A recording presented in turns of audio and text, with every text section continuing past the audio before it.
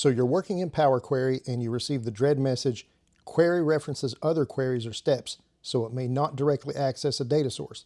Please rebuild this data combination. No worries, I'm going to show you how to get around this.